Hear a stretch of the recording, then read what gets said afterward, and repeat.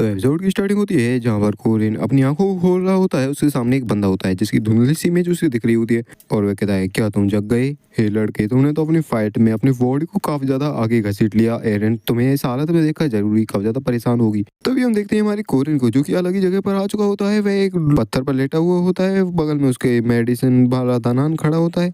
कोरिन भी जगते हुए मन में सोचता है, डेफिनेटली मुझे पता था, मैंने उसके एक हाथ को काट दिया था और मेरी हालत काफी ज्यादा ही खराब थी। और यहाँ तक कि नावडा ने भी कहा था कि वह बल्टजार को ही सपोर्ट करेगा, फिर आखिरकार उसने मुझे जीवित कैसे छोड़ दिया? तो दानानो मेडिसिन बताता है, हमारे मैजिस्ट्रेट ने कहा है कि वे तुम्हारे रिजल्ट्स को देखना चाहते हैं, तो तुमने तुम्हारा ट्रायल पास कर लिया है और ये है तुम्हारा गिफ्ट। और उसके हाथ में होता है वही हाथ, जिसे देखकर तो कोरिन भी चौंक जाता है। ये होता है एपिक टायर का एक वेपन जिसका नाम है अरिगतलाम। इसके बारे में काफी सारी बातें बताई जाती हैं, लेकिन सीधे शब्दों में कहूँ तो ये सन की पावर्स को पूरा यूज करने में काफी ज्यादा मददगार है हमारे कोरिन के लिए, जहाँ पर इसकी मदद से कोरिन काफी आसानी से सन की पावर्स को कंट्रोल कर सकता है और उन्हें 200% से भी ज्यादा ताकत पर यूज कर सकता है। मतलब कि ये हाथ हमारे कोरिन के लिए आने वाली फाइट्स में काफी ज्यादा यूजफुल होने वाला है। वैसे तो गेम में वल्टजार के एक काफी पावरफुल साथी ओहार्ड व्रेज द्वारा इस हाथ का यूज किया गया था, जो कि काफी ज्यादा पावरफुल था। और वैसे भी ऐसा होना ही था क्योंकि कोई भी प्लेयर इस हाथ को लेने के लिए काबिल नहीं था। और वैसे देखा जाए तो यह तो प्लेयर्स के साथ इनजस्टिस हुआ ना, क्योंकि दुश्मन के पास इतना खतरनाक वेपन जो चला गया था।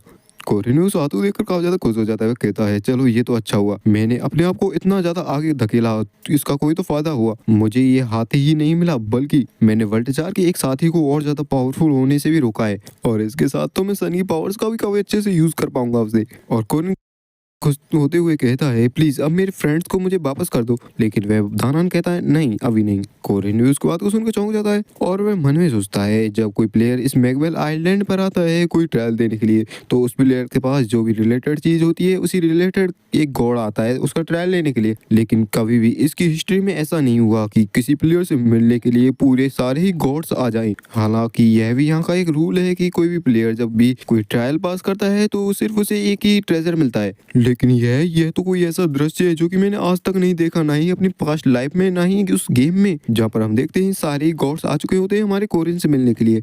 तभी दानान ऑफ अर्थ दागदा उसे एक ट्रेजर देते हुए कहता है, हे बच्चे, नावडा वह हमारा किंग है, चाहे वह अपने थ्रोन से उतर ही क्यों ना गया हो, फिर भी हमारे मन में तो वह हमारा किंग ही है। और तुम तो कोई ऐसी पर्सन हो जिसे हमारे लेट किंग ने भी रिकॉग्नाइज किया है, तो हमने भी तो तुम्हें रिकॉग्नाइज करना चाहिए। और वहीं पर दानान ऑफ मेडिसिन भी उसे एक रिवॉर्ड देते हुए कहता है, हाँ हमने भी डिसाइड किया है कि तो हम भी तुमको कुछ रिवॉर्ड्स दें। और वैसे एग्नेस भी कहीं गया है, वह कह रहा था कि वह उन तीनों लड़कियों को अपने हिसाब से कुछ रिवॉर्ड्स देना चाहता है। हमारा एमसी कोरिन भी एग्नेस के बारे में सोचकर अपने दिमाग खराब हो चुका होता है उसका भी। दानान ऑफ सी मन्नान कहती है, तो चलो मैं भी अपने आप को इंट्रोड्यूस करती हूँ, मैं हूँ दानान ऑफ सी मन्नन मैकलायर। सभी दानान में मैं सबसे ज्यादा वेल्दी हूँ और वैसे मेरे पास अनगिनत ट्रेजर्स हैं। तो तुम वो हीरो हो जिसने किंग के ट्रायल को पास किया है, तो तुम्हें तो मेरी तरफ से भी कोई ना कोई गिफ्ट मिलना चाहिए। और वह भी हमारे एमसी को देती है काफी खतरनाक सा ट्रेजर। एमसी भी उन ट्रेजर्स को देखते हुए एकदम चौंक जाता है। वह सोचता है, क्या एक ट्रेजर नहीं मिला बल्कि 3-3 ट्रेजर मिल गए मुझे? तो तभी कोई कहता है, अगर सोचा जाए तो तुम्हें नावडा ने रिकॉग्नाइज किया है, ये तो तुम्हारे लिए काफी अलग ही लेवल का एडवांसमेंट है, तुम तो एक्सेप्शनल बंदे हो। और ये होता है सबसे स्ट्रॉन्गेस्ट दानान, जिसने टाजेट वल्टजार को अपने पीछे छोड़ा था। और यही वह पर्सन था जिस वजह से टाजेट वल्टजार वहां पर आया। और ये होता है दानान ऑफ लाइट। और वह कहता है, क्योंकि मैंने सब कुछ अपने टाजेट वल्टजार को दे चुका हूँ, तो मेरे पास तुम्हारे लिए देने के लिए कुछ नहीं है। तो फिर भी अगर तुम मेरे सक्सेसर टाजेट वल्टजार को हरा देते हो, तो उसके पास से तुम्हें जो भी मिलेगा वो सब तुम्हारा होगा। जिस बात को सुनकर तो कोरिन भी चौंक जाता है। वह मन में सोचता है, वैसे तो ओरिजिनल गेम में जब हम किसी बॉस को हरा देते हैं तो उनकी चीजों को हम नहीं ले पाते हैं। और पर्टिकुलरली तौर पर दानान ऑफ लाइट के जो ट्रेजर्स हैं जिसे वल्टजार ने लिया है, उन्हें तो हम कैसे भी नहीं ले सकते। लेकिन अब क्या? और वह कहता है, लेकिन तुम तो वल्टजार की साइड पर हो, आखिर तुम इतना दूर क्यों जा रहे हो मेरे लिए? बच्चे, इससे कोई गलतफहमी मत पाल लेना, वैसे भी तुम दानान ऑफ जस्टिस एरन डायनोआ के सक्सेसर हो और अब तो तुम सन की पावर्स को भी इनहेरिट करते हो। और तुम्हारी और वल्टजार के बीच होने वाली लड़ाई दो वॉरियर्स के बीच में होने वाली लड़ाई है, जो कि काफी ज्यादा सम्माननीय है। और इसी मूवमेंट से हम किसी एक की साइड पर नहीं रहने वाले। तो चलो देखिए आखिर कौन जीतेगा यहाँ पर। और चाहे जो भी जीते हमारी इच्छाएं पूरी हो ही जाएंगी। और ऐसा कहकर वे वहाँ से जाने लगते हैं। हमारा कोरिन उन्हें देखता ही रह जाता है और हमें देखा जाता है और हमारे एमसी को मिले हुए ट्रेजर्स को, जिनमें से पहला होता है एक स्पीयर जो कि उसी सी गॉड ने दिया होता है हमारे एमसी को, दूसरी होती है सरपेंट वेनम की बोतल और तीसरा होता है दागदा का एक काफी पावरफुल वेपन। और ये तीनों ही वेपन्स लेजेंडरी ग्रेड के होते हैं और ये तीनों ही गॉड्स वहाँ से जा रहे होते हैं, आपस में बात कर रहे होते हैं। तभी एक गॉड कहता है अगली बार से हमें डायनो के लिए और भी ज्यादा दहेज देना चाहिए। दूसरा कहता है अरे क्या बात कर रहे हो तुम। तभी वही कहता है हाँ तुम सही, मैं सही तो कह रहा हूँ, अगर उसका कोई ग्रैंड सन हुआ तो हाँ मैं उसके लिए काफी सारे ट्रेजर्स दूंगा। तभी एक कहता है अरे बहुत हो गया अब चलो। फिर हमें देखा जाता है कुछ वीक्स बाद का सीन जहाँ पर कोरिन और उसके गार्डियंस पहुंच चुके होते हैं अपनी अकेडमी में, जहाँ पर मेरिटा हमारे कोरिन को बता रही होती है। मेरिटा बताती है एलिसा को तो रेड हॉर्स दिया था उस एग्नेस ने। कोरिन हमारी मेरिटा से पूछता है तो आखिरकार तुम्हें वह माँ का कर्ज कब मिला था। मेरिटा कहते हैं हम वैसे मुझे तो नहीं पता, आखिरकार वह हमारे साथ इतना ज्यादा नाइस क्यों था, यहाँ तक कि हमने तो उसका ट्रायल भी पास नहीं किया था। जहाँ पर एग्नेस ने उन तीनों से कहा होता है कि तुमने ट्रायल को फेल कर दिया। जब मेरिटा कहती है अगर हाँ हमने ट्रायल को फेल कर दिया लेकिन मुझे इस बारे में तो कुछ याद ही नहीं। एलिसा कहती है तुम क्या कह रहे हो, ट्रायल कब चालू हुआ था। हावरन तो अलग ही एटीट्यूड में, वह कहती है चलो इस ट्रायल को दोबारा से करें, मुझे तो पता भी नहीं चला आखिर यह ट्रायल क्या था। जहाँ पर एग्नेस भी डेविलिश से हंसते हुए कहता है देखो तो सही, तीनों लड़कियां सिर्फ एक ही बंदे के प्यार में पड़ी हुई हैं, आखिर ये कितनी प्यारी चीज है। मैं चाहूंगा कि तुम तीनों का प्यार ऐसे ही फलता फूलता रहे। जहाँ पर वह मन में तो उस हमारे एमसी के 1000 टुकड़े करने के बारे में सोच रहा होता है और साथ ही वह देता है तीनों लड़कियों को अलग अलग प्रेजेंट। लेकिन हम देखते हैं कोरिन को जो कि कहीं और लेटा होता है। वह कहता है सीनियर लेकिन मुझे अभी भी अपने मिशन की सारी रिपोर्ट एसोसिएशन के लिए लिखनी होगी। मेरिटा कहती है तुम इस काम को बाद में भी कर सकते हो, तुम्हें अभी के लिए रेस्ट कर लेनी चाहिए, तुमने इस बार भी अपने आप को काफी ज्यादा आगे धकेल दिया और हम भी तुम्हारी कुछ मदद नहीं कर पाए। कोरिन भी आराम कर रहा होता है। वह कहता है अच्छा तो ऐसा है, यह तो काफी ज्यादा सॉफ्ट है, अगर ऐसा होता थोड़ी देर। और तब खिड़की से काफी जोर से एक बिल्ली चिल्लाने लगती है, जिस आवाज को सुनकर तो कोरिन भी चौंक जाता है। जहाँ पर एक काली बिल्ली होती है और कोरिन वहां पर खिड़की के पास जाता है और कहता है ओह तुम हो बटरफ्लाई, चलो मेरे पास आ जाओ। और वह मेरिटा से पूछता है सीनियर क्या आपको पता है कि किचन में कोई फिश हो तो, क्योंकि इसे मछलियाँ खाना काफी ज्यादा पसंद है और स्पेशली इसे तो वह व्रेज्ड मैकेरल पसंद है। मेरिटा कहती है क्या व्रेज्ड मैकेरल। तभी मेरिटा काफी डरावने अंदाज में कहती है कोरिन वैसे क्या तुमको पता है कि हाउरेन को कौन सा प्रेजेंट मिला था उस मैगमेल आइलैंड पर। हमारा मासूम कोरिन कहता है मुझे क्या पता, मुझे कौन सा पता है। तभी इस बिल्ली की ओर मेरिटा की आंखें टकराने लगती है और मेरिटा कहती है अच्छा तो तभी मैं सोचूं। और वह उस बिल्ली को ले जाकर उसके साथ खेलने लगती है। मेरिटा कहती है चलो बटरफ्लाई अपन दोनों एक साथ खेलेंगे। जहाँ पर वह बिल्ली तो काफी ज्यादा इरिटेट हो रही होती है। और मरकबा अकेडमी में भी ज़्यादा कुछ नहीं बदला है। अगर मॉडर्न यूनिवर्सिटी से तुलना करें तो क्लासेस के लिए क्रेडिट्स की संख्या काफ़ी ज़्यादा कम है और काफ़ी सारे स्टूडेंट्स तो पहले से ही काफ़ी सारे मिशंस को लेकर वहाँ पर जा रहे हैं मॉन्स्टर्स को मारने के लिए। और ऐसा ही कुछ कोरियन गार्डियंस के साथ भी है, जहाँ पर काफ़ी सारे बंदे हमारे कोरियन की टीम के मॉन्स्टर्स को मार रहे होते हैं। जहाँ पर ड्रोन कहता है एम्प्लॉयर यहाँ आपकी इस साइड पर तो हमने सारे मॉन्स्टर्स को संभाल लिया है। कोरियन भी कहता है क्या इतने जल्दी, वैसे तुम्हारी फ्लाइंग स्वॉर्डमैनशिप काफ़ी ज़्यादा इंप्रूव हो चुकी है। ड्रोन भी कहता है हाँ ऐसा तो होना ही था, उसे सी कोड द्वारा दी गई ये स्वॉर्ड काफी ज्यादा अमेजिंग है और हमें बताया जाता है यह भी एक लेजेंडरी ग्रेड की स्वॉर्ड होती है।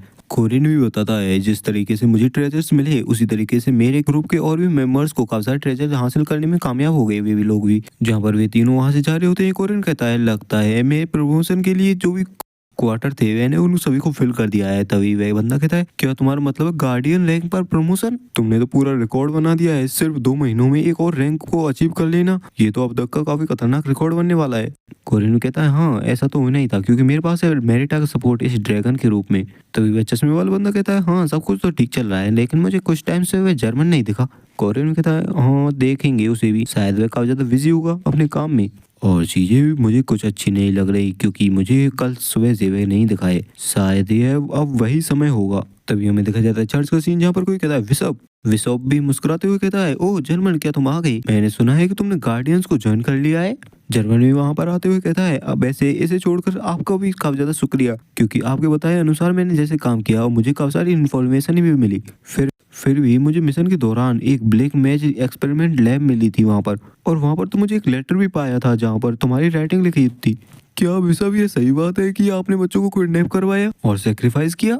जहाँ पर वह विशप कहता है बच्चे क्या तुम्हें पता नहीं है जब हम गॉड्स के रास्ते पर चलते हैं तो हमें कभी कभी कीचड़ में भी उतरना पड़ता है। लेकिन जर्मन कहता है अगर ऐसा है लेकिन ये तो एकदम डिफरेंट है। उन दिनों को याद करो जब हम विचेस का हंट करते थे, वहाँ पर भी काफी सारे इनोसेंट विक्टिम्स होते थे लेकिन क्या तुम्हें नहीं पता, इस वजह से हमने काफी सारे विचेस को प्यूरिफाई किया था। और वैसे भी किसी ग्रेट पर्सन को सर्व करने के बाद इतना भी ज्यादा आसान नहीं होता। इसमें होती हैं काफी सफरिंग्स, काफी सारे हरेसमेंट और भी काफी सारी चीजें। यहाँ तक कि गॉड्स को भी पता होता है उन सेक्रीफाइसेस के बारे में। जर्मन कहता है मैं समझ गया, और ऐसा कहकर वहाँ जल्दी से निकल जाता है। और वह सब पीछे से कहता है वह एरोगेंट चाइल्ड, एक बार ये सब खत्म हो जाए जब मैं इससे भी देख लूंगा। वैसे हमने काफी खतरनाक प्लान बनाया था और काफी खतरनाक तबाही लाने का, लेकिन वो भी फेल रहा और उसमें मेज टावर साथ में से 2 फैक्शंस खत्म हो गए। और सोचा जाए तो वे मेज कितने पागल थे, आकर यहाँ पर पकड़े गए। फिर भी इस तरह के फेलियर को भी यूज कर लेना, यही तो गॉड के विल है। तब सीन शिफ्ट होता है, हमें दिखाया जाता है एक मार्केट का सीन, जहाँ पर हमारी प्रिंसेस बात कर रही होती है चर्च के किसी बंदे से, जहाँ पर वह चर्च का बंदा पूछता है सेंटेस आखिर उन कैदियों को ट्रांसपोर्ट करने की तैयारी कैसे चल रही है। सेंटेस भी उससे कहती है हाँ सारी की चीजें एकदम स्मूथली चल रही हैं।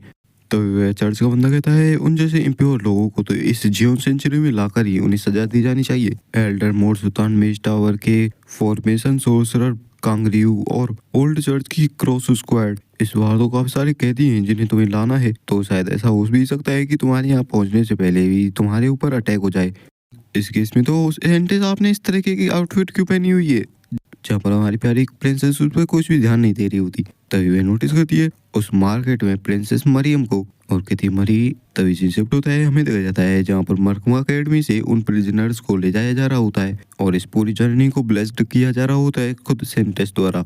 वैसे यहाँ पर सेंटेस को खुद से इन प्रिजनर्स को एस्कॉर्ट करने की कोई जरूरत नहीं थी, लेकिन फिर भी वहाँ पर काफी सारे जाने माने लोग थे उन प्रिजनर्स के रूप में। फिर भी ऐसा हो सकता था कि उन प्रिजनर्स पर अटैक हो जाए और उन्हें छुड़ा लिया जाए, और ऐसा होता भी। हमें कुछ टाइम बाद का सीन दिखाया जाता है जहाँ पर उन पर अटैक हो चुका होता है और कुछ मेजेस ने आकर उन पर अटैक कर दिया होता है। सेंटेस भी उस कैरेज में बैठकर उस बाहर के नज़ारे को देख रही होती है, जहाँ पर एक बंदा भागते हुए आता है और कहता है सेंटेस आपको यहाँ से एस्केप करना होगा, चीजें काफी ज्यादा खतरनाक होती जा रही हैं। लेकिन जब वह कैरेज में देखता है तो वहाँ पर सेंटेस होती ही नहीं है। तभी प्रिजनर वाले कैरेज का दरवाजा खुलता है, जहाँ पर मेज टावर के वे दोनों एल्डर्स कैद होते हैं। उनमें से एक कहता है अरे देखो तो आखिरकार कौन आया है यहाँ पर। दूसरा भी कहता है ओह अच्छा हुआ तो जो तुम यहाँ पर आ गई, तुम हमें खुद ही छुड़ाने आई हो। सेंटेस, जहाँ पर सेंटेस आ चुकी होती है, उनके दरवाजे को खोला होता है, जहाँ पर वे दोनों मिलकर बिना कुछ सोचे और बिना कुछ कहे सीधा अटैक कर देते हैं हमारे सेंटेस के ऊपर, जिससे होता है काफी खतरनाक धमाका। जहाँ पर एक एल्डर आगे बढ़ते हुए कहता है क्या यही सेंटेस थी जो इतनी वीक थी, इसे हराने में तो हमें ज्यादा पसीना भी नहीं आया।